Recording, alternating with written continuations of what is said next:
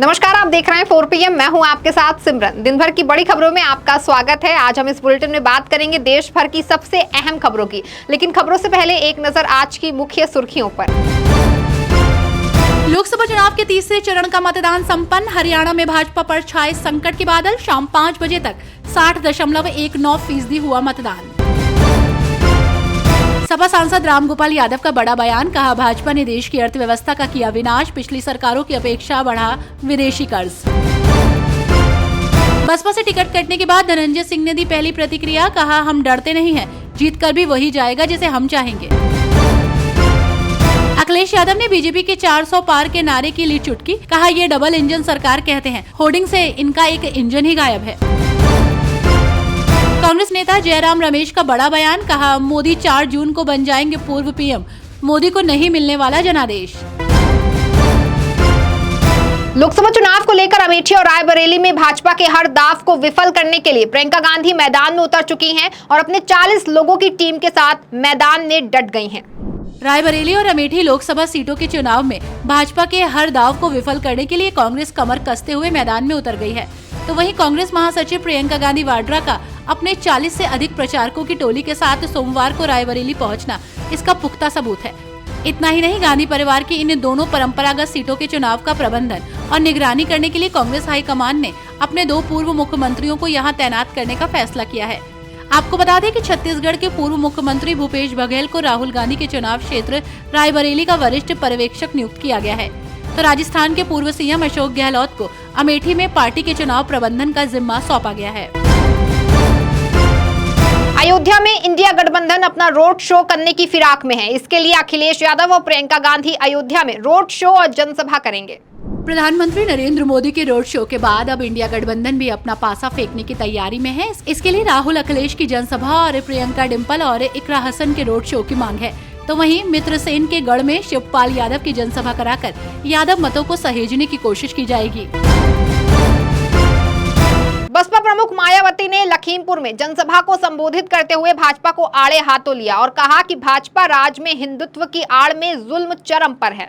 लखीमपुर खीरी के राजकीय inter college मैदान में आयोजित चुनावी सभा को संबोधित करते हुए बसपा सुप्रीमो मायावती ने कांग्रेस और भाजपा सरकार पर हमला बोला। उन्होंने कहा कि हिंदुत्व की आड़ में जुल्म ज्यादती चरम पर है, मुसलमान और अन्य अल्पसंख्यक परेशान हैं। बसपा सुप्रीमो ने जिले के किसानों और सिख समाज का जिक्र कर चुनावी समीकरण साधा।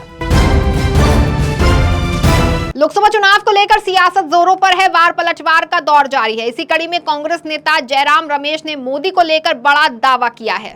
लोकसभा चुनाव को लेकर राजनीतिक बयानबाजी जोरों पर है, तो वहीं पीएम मोदी के 100 दिन के प्लान को लेकर कांग्रेस महासचिव व संचार प्रभारी जयराम रमेश ने जमकर निशाना साधा। उन्होंने कहा कि पीएम मोदी 4 जून को पूर्व पीएम बन जाएंगे, क्योंकि उन्हें जनादेश नहीं मिलने वाला।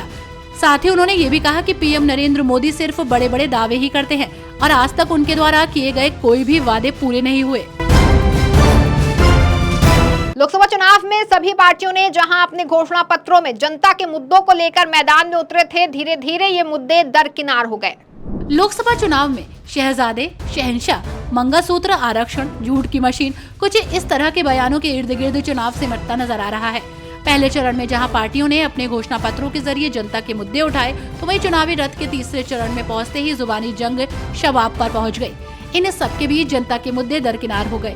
अखिलेश यादव अपनी सभाओं में भाजपा पर आरक्षण में बदलाव करने का आरोप लगा रहे हैं। आपको बता दें कि चुनाव प्रचार के शुरुआती दिनों में जन सुविधाएं, इंफ्रास्ट्रक्चर, बेरोजगारी, कल्याणकारी योजनाएं, महिलाएं, किसान और युवाओं की तरक्की के सवाल सबने अपने अपने ढंग से प्रमुखता से उठाए। मुफ्त इलाज से लेकर आटा डाटा फ्री जैसे वादे भी सामने आए, पर धीरे धीरे इन मुद्दों का स्थान जुबानी जंग ने ले लिया। लोकसभा चुनाव के बीच रेवन्ना मामले ने तूल पकड़ लिया है और इस मामले में एक के बाद एक बड़े खुलासे हो रहे हैं।